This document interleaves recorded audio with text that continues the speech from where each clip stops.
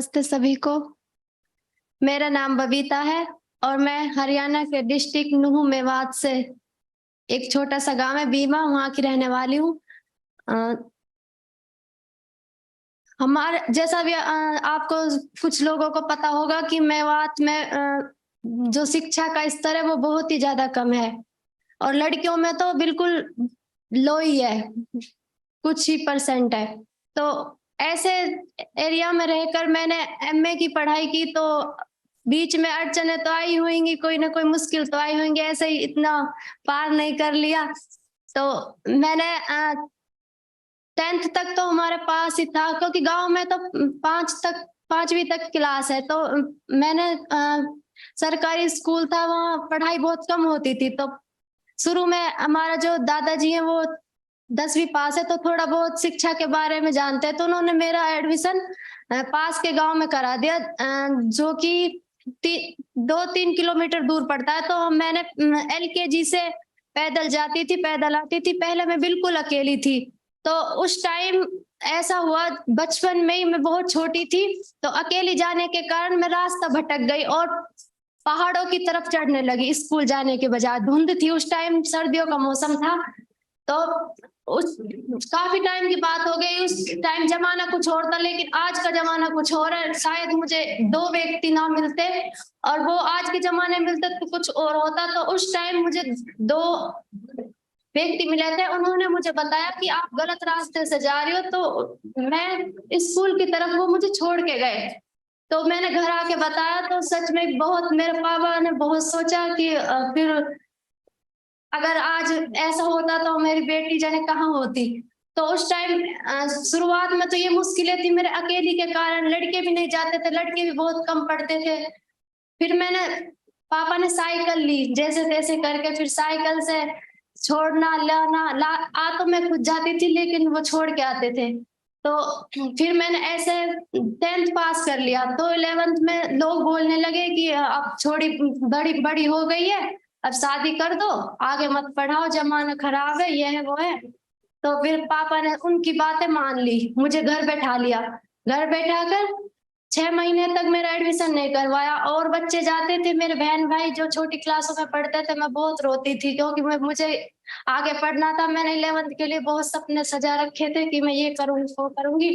फिर बाद में 6 महीने तक पापा के सामने रोई, पापा को कुछ असर नहीं हुआ। तो फिर मैंने सोचा कि दादाजी के पास जाती हूँ, शायद वो ही मेरा कुछ सुन ले।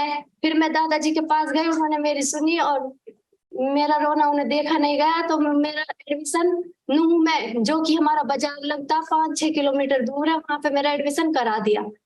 तो जैसे तैसे मैं उस टाइम पे सिलाई करती थी, मेहंदी लगाती थी हल्की थोड़ी बहुत, तो उससे कुछ पैसे आते थे, उससे मेरा किराया हो जाता था और फीस भी भर जाती थी। फिर आगे मैंने, फिर तुम्हें एक दिन आरिफ भाई मिले, है ना, जिन्होंने DF के बारे में कुछ बताया और कुछ तुमने देखा, तो वो बताओ। हाँ, वो फिर आरिफ सर मिले, जो कि इस वक्त हमारे बीच नहीं है। कोविड के दौरान वो हमें छोड़ के चले गए।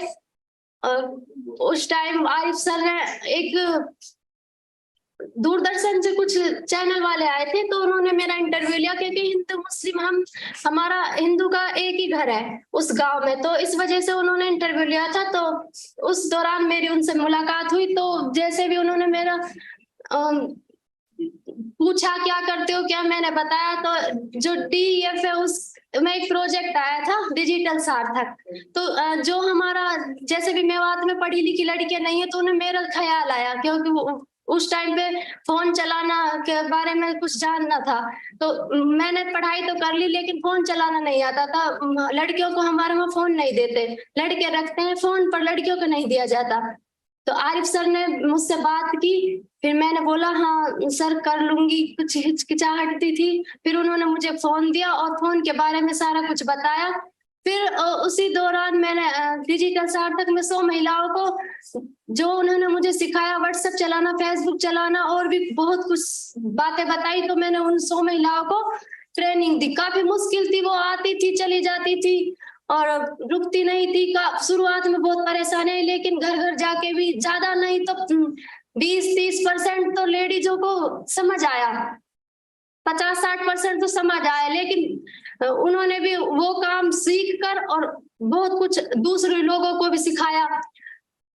फिर बाद में उन्होंने डिजिटल सार्थक का मुझे काम दे दिया, उसमें पैसे मिलते थे कुछ।